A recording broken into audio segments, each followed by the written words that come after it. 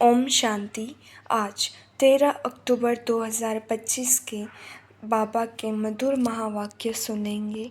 बाबा बोले, मीठे बच्चे, तुम्हें देवता बनना है, इसलिए माया के अवगुणों का त्याग करो। गुस्सा करना, मारना, तंग करना, बुरा काम करना, चोरी चकारी करना, यह सब महापाप है। प्रश्न, इस ज्ञान में कौन से बच्चे तीखे जा सकते हैं? घाटा किन्हें पड़ता है? उत्तर, जिन्हें अपना पोता मैल रखना आता है, वह इस ज्ञान में बहुत तीखे जा सकते हैं। घाटा उनको पड़ता है जो देही अभिमानी नहीं रहते। बाबा कहते हैं, व्यापारी लोगों को पोता मैल निकालने की आदत होती है, वह यहाँ भी तीखे जा सकते हैं। गीत बजा, मुखड़ा देख ले प्राणी। ओम शांति। रूहानी पाठधारी बच्चों प्रति बाप समझाते हैं, क्योंकि रूह ही पाठ बजा रही है बेहद के नाटक में, है तो मनुष्यों का ना। बच्चे इस समय पुरुषार्थ कर रहे हैं, भल वेद शास्त्र पढ़ते हैं, शिव की पूजा करते हैं, परंतु बाप कहते हैं, इनसे कोई मेरे को प्राप्त नहीं कर सकते, क्योंकि भक्ति है ही उतरती कला। ज्ञान से सद्गति होती है, तो जरूर कोई से उतरते भी होंगे। यह एक खेल है जिसको कोई भी जानते नहीं। शिवलिंग को जब पूछते हैं तो उनको ब्रह्म नहीं कहेंगे, तब कौन है जिसको पूछते हैं उनको भी ईश्वर समझ पूजा करते हैं। तुम जब पहले पहले भक्ति शुरू करते हो तो शिवलिंग हीरे का बनाते हो, अभी तो गरीब बन गए हैं तो पत्थर का बनाते हैं। हीरे का लिंग उस समय 4-5 हज़ार का होगा, इस समय तो उनका दाम 5-7 लाख होगा। ऐसे हीरे अभी मुश्किल निकलते हैं। पत्थर बुद्धि बन गए हैं तो पूजा भी पत्थर की करते हैं। ज्ञान भी कर, जब ज्ञान है तो तुम पूजा नहीं करते हो। चैतन्य सम्मुख में है, उनको ही तुम याद करते हो। जानते हो याद से विकर्म विनाश होंगे। गीत में भी कहते हैं, हे बच्चों, प्राणी कहा जाता है आत्मा को। प्राण निकल गया फिर जैसे मुर्दा है, आत्मा निकल जाती है।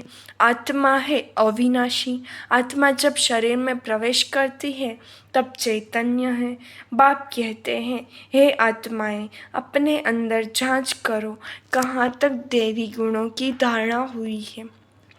कोई विकार तो नहीं है, चोरी चकारी आदि का कोई आसुरी गुण तो नहीं है ना।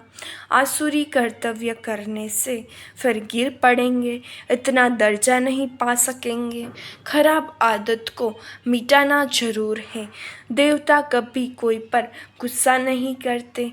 यहाँ असुरों द्वारा कितनी मारे खाते हैं, क्योंकि तुम देवी संप्रदाय बनते हो तो माया कितनी दुश्मन बन पड़ती है। माया के अवगुण काम करते हैं, मारना, तंग करना, बुरा काम करना, यह सब पाप है। तुम बच्चों को तो बहुत शुद्ध बनना चाहिए, शुद्ध रहना चाहिए। चोरी चकारी आदि करना तो महान पाप है। बाप से तुम प्रतिज्ञा करते आए हो, बाबा मेरा तो आप एक, दूसरा न कोई, हम आपको ही याद करेंगे। भक्ति मार्ग में भल गाते हैं, परंतु उनको पता नहीं है कि याद से क्या होता है। वह तो बाप को जानते ही नहीं। एक तरफ कहते हैं राम नाम रूप से न्यारा है, दूसरी तरफ फिर लिंग की पूजा करते हैं। तुमको अच्छी रीति समझकर फिर समझाना है। बाप कहते हैं, यह भी जज करो कि महान आत्मा किसको कहा जाए। श्री कृष्ण जो छोटा बच्चा स्वर्ग का प्रिंस है, वह महात्मा है या आजकल के कलयुगी मनुष्य? वह विकार से पैदा नहीं होता है ना। वह है निर्विकारी दुनिया, यह है विकारी दुनिया। निर्विकारी को बहुत टाइटल दे सकते हैं, विकारी का क्या टाइटल है? श्रेष्ठाचारी तो एक बाप ही बनाते हैं। वह है सबसे ऊंच से ऊंच और सब मनुष्य पाटधारी हैं, तो पाट में जरूर आना पड़े। सतयुग है श्रेष्ठ मनुष्यों की दुनिया, जानवर आदि सब श्रेष्ठ हैं।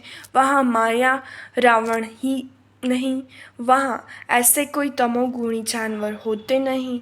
सतयुग में तो विकार का नाम नहीं, फिर वहाँ बच्चे कैसे पैदा होते हैं, यह भी तुम बच्चे जानते हो। वहाँ विकार होते नहीं, वहाँ है ही योग बल।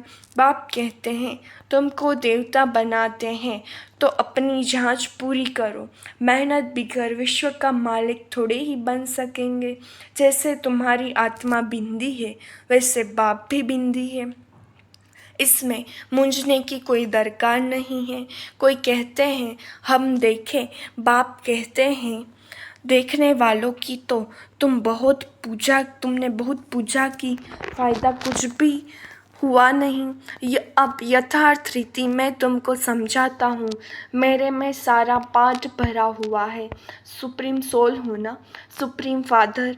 कोई भी बच्चा अपने लौकिक बाप को ऐसे नहीं कहेंगे, एक को ही कहा जाता है। सन्यासियों को तो बच्चे हैं नहीं जो बाप कहें। यह तो सब आत्माओं का बाप है जो वर्षा देते हैं। उन्हों का कोई गृहस्थ आश्रम तो ठहरा नहीं। बाप बैठ समझाते हैं तुमने ही 84 जन्म भोगे हैं। पहले पहले तुम सतो प्रधान थे, फिर नीचे उतरते आए हो। अभी कोई अपने को सुप्रीम थोड़े ही कहेंगे, अभी तो नीच समझते हैं। बाप बार बार समझाते हैं मूल बात की अपने अंदर देखो कि हमारे में कोई विकार तो नहीं है। रात को रोज अपना पोता मैल निकालो। व्यापारी हमेशा पोता मैल निकालते हैं, गवर्नमेंट सर्वेंट पोता मैल नहीं निकाल सकते। उन्हों को तो मुकर्रर तनख्वाह मिलती है। इस ज्ञान मार्ग में भी व्यापारी दिखे जाते हैं, पढ़े लिखे ऑफिसर्स इतना नहीं। व्यापार में तो आज 50 कमाया, कल 60 कमाएंगे, कभी घाटा भी हो जाएगा। गवर्नमेंट सर्वेंट की फिक्स पे होती है। इस कमाई में भी अगर देही अभिमानी नहीं होंगे तो घाटा पड़ जाएगा। माताएं तो व्यापार करती नहीं, उनके लिए फिर और ही सहज है। कन्याओं के लिए भी सहज है, क्योंकि माताओं को तो सीढ़ी उतरनी पड़ती है। बलिहारी उनकी जो इतनी मेहनत करती हैं। कन्याएं तो विकार में गई ही नहीं तो छोड़े फिर क्या। पुरुषों को तो मेहनत लगती है, कुटुंब परिवार की संभाल करनी पड़ती है। सीढ़ी जो चढ़ी है वह सारी उतरनी पड़ती है। घड़ी घड़ी माया थप्पड़ मार गिरा देती है। अभी तुम बीके बने हो। कुमारियाँ पवित्र ही होती हैं, सबसे जास्ती होता है पति का प्रेम। तुम्हें तो पतियों के पति परमात्मा को याद करना है और सबको भूल जाना है। माँ बाप का बच्चों में मोह होता है। बच्चे तो है ही अनजान। शादी के बाद मोह शुरू होता है। पहले स्त्री प्यारी लगती है, फिर विकारों में ढकेलने की सीढ़ी शुरू कर देते हैं। कुमारी निर्विकारी हैं तो पूजी जाती है। तुम्हारा नाम है बीके। तुम महिमा लायक बन फिर पूजा लायक बनते हो। बाप ही तुम्हारा टीचर भी है तो तुम बच्चों को नशा रहना चाहिए। हम स्टूडेंट हैं, भगवान जरूर भगवान भगवती ही बनाएंगे। सिर्फ समझाया जाता है भगवान एक है, बाकी सब है भाई भाई, दूसरा कोई कनेक्शन नहीं। प्रजापिता ब्रह्मा से रचना होती है, फिर प्रजापिता ब्रह्मा से रचना होती है, फिर वृद्धि होती है। आत्माओं की वृद्धि नहीं कहेंगे, वृद्धि मनुष्यों की होती है, आत्माओं का तो लिमिट नंबर है। बहुत आते रहते हैं जब तक वहाँ हैं, आते रहेंगे, झाड़ बढ़ता रहेगा। ऐसे नहीं कि सूख जाएगा। इतनी भेंट बने इसकी इनकी भेंट बनियन ट्री से की जाती है। फाउंडेशन है नहीं, बाकी सारा झाड़ खड़ा है। तुम्हारा भी ऐसे है, फाउंडेशन है नहीं, कुछ न कुछ निशानी है। अभी तक भी मंदिर बनाते रहते हैं। मनुष्यों को थोड़े ही पता है कि देवताओं का राज्य कब था, फिर कहाँ गया। यह नॉलेज तुम ब्राह्मणों को ही है। मनुष्यों को यह मालूम नहीं कि परमात्मा का स्वरूप बिंदी है। गीता में लिख दिया है कि वह अखंड ज्योति स्वरूप है। आगे बहुतों को साक्षात्कार होता था भावना अनुसार। बहुत लाल लाल हो जाते थे, बस हम नहीं सहन कर सकते। अब वह तो साक्षात्कार था। बाप कहते हैं साक्षात्कार से कोई कल्याण नहीं। यहाँ तो मुख्य है याद की यात्रा। जैसे पारा खिसक जाता है ना, याद भी घड़ी घड़ी खिसक जाती है। कितना चाहते हैं कि बाप को याद करें, फिर और ख्याल आ जाते हैं। इसमें ही तुम्हारी रेस है। ऐसे नहीं कि फट से पाप मिट जाएंगे, समय लगता है। कर्मातीत अवस्था हो जाए तो फिर यह शरीर ही ना रहे। परंतु अभी कोई कर्मातीत अवस्था को नहीं पा सकते हैं, फिर उनको सतयुगी शरीर चाहिए। तो अब तुम बच्चों को बाप को ही याद करना है। अपने को देखते रहो, हमसे कोई बुरा काम तो नहीं होता है। पोता मैल जरूर रखना है। इससे व्यापारी झट साहूकार बन सकते हैं। बाप के पास जो नॉलेज है वह दे रहे हैं। बाप कहते हैं मेरी आत्मा में यह ज्ञान नोंधा हुआ है। हूबहू तुम को वही बोलेंगे जो कल पहले ज्ञान दिया था। बच्चों को ही समझाएंगे और क्या जाने। तुम इस सृष्टि चक्र को जानते हो, इसमें सब एक्टर्स का पार्ट नोंधा हुआ है। बदल सदल नहीं सकता, न कोई छुटकारा पा सकता। हाँ, बाकी समय मुक्ति मिलती है। तुम तो ऑलराउंडर हो, 84 जन्म लेते हो। बाकी सब अपने घर में होंगे, फिर पिछाड़ी में आएंगे। मोक्ष चाहने वाले यहाँ आएंगे नहीं, वह फिर पिछाड़ी में चले जाएंगे। ज्ञान कभी सुनेंगे नहीं। मच्छरों सदृश्य आए और गए। तुम तो ड्रामा अनुसार पढ़ते हो, जानते हो बाबा ने 5000 वर्ष पहले भी ऐसे राजयोग सिखाया था।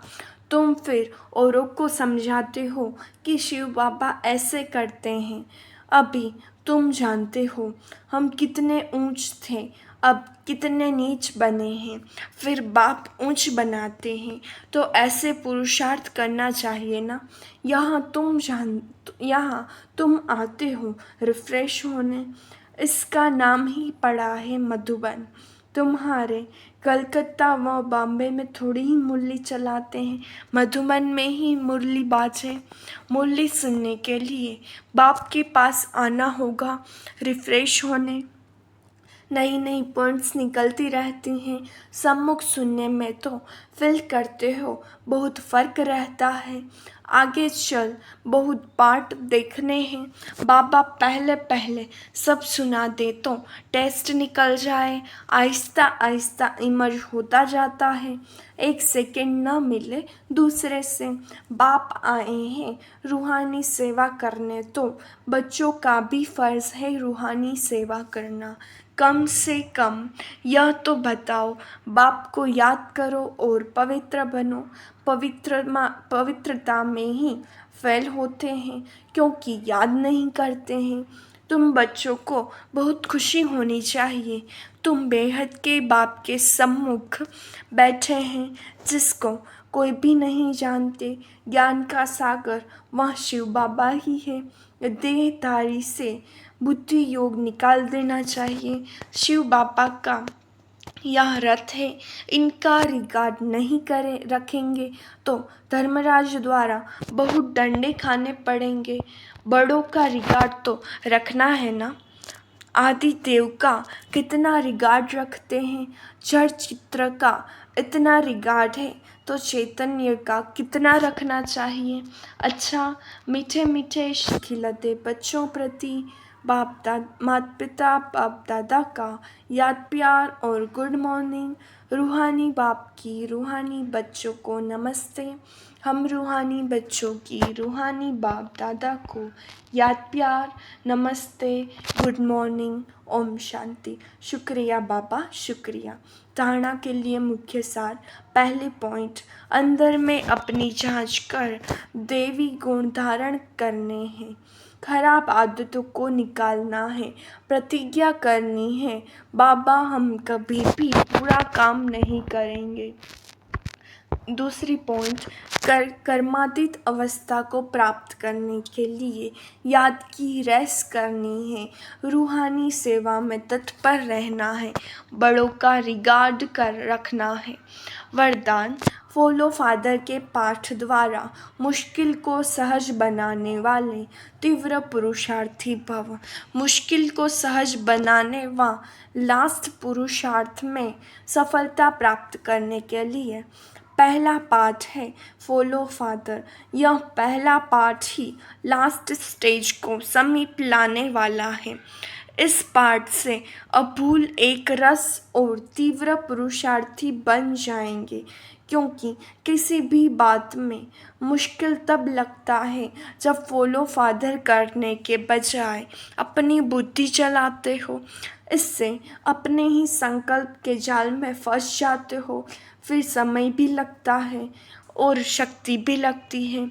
अगर फॉलो करते जाओ तो समय और शक्ति दोनों बच जाएगी, जमा हो जाएगी। स्लोगन, सच्चाई और सफाई को धारण करने के लिए अपने स्वभाव को सरल बनाओ। अव्यक्त इशारे, स्वयं और सर्व के प्रति मनसा द्वारा योग की शक्तियों का प्रयोग करो। जितना स्वयं को मनसा सेवा में बिजी रखेंगे, उतना सहज मायाजित बन जाएंगे। सिर्फ स्वयं के प्रति भावुक नहीं बनो, लेकिन औरों को भी शुभ भावना और शुभ कामना द्वारा परिवर्तित करने की सेवा करो। भावना और ज्ञान, स्नेह और योग दोनों का बैलेंस हो। कल्याणकारी तो बने हो, अब बेहद विश्व कल्याणकारी बनो। ओम शांति।